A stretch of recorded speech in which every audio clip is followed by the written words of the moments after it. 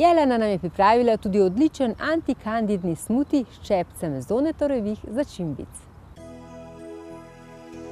Danes bomo pripravljali antikandidni smuti.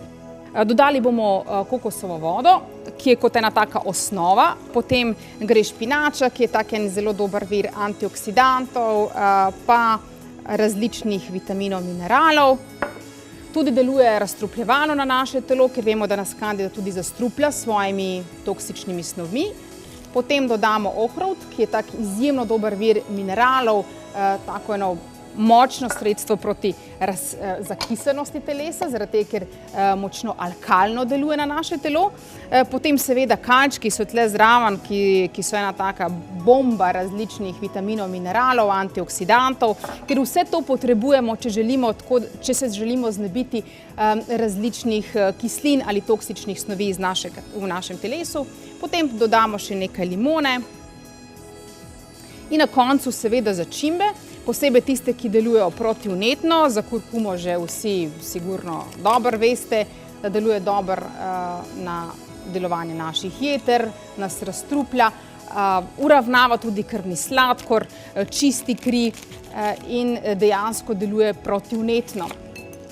Potem dodamo še nekaj cimeta, ki je tudi zelo pomemben pri težavah s kandido, pri uravnavanju sladkorjev, posebej, če imamo recimo kakšne težave s tem, da hrepenimo po ogljikovih hidratih, ki so v tem času itak nezaželeni v taki veliki obliki oziroma v obliki, da dejansko ne zaužijemo preveč ogljikovih hidratov. Potem imamo še kajenski poper, njega bomo dali samo en ščepec.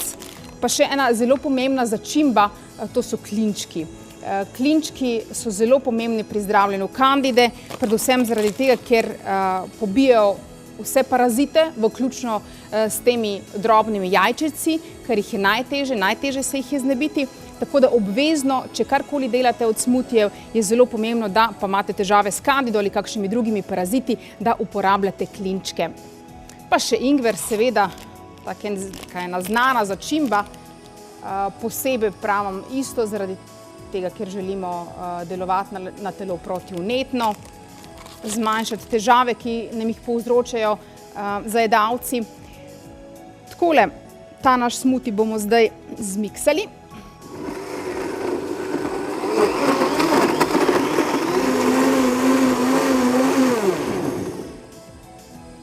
Evo.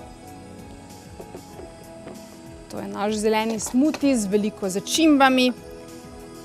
Lahko uporabite karkoli drugega, kakšno drugačno zelenjavo, naj čim več zelene listnate zelenjave.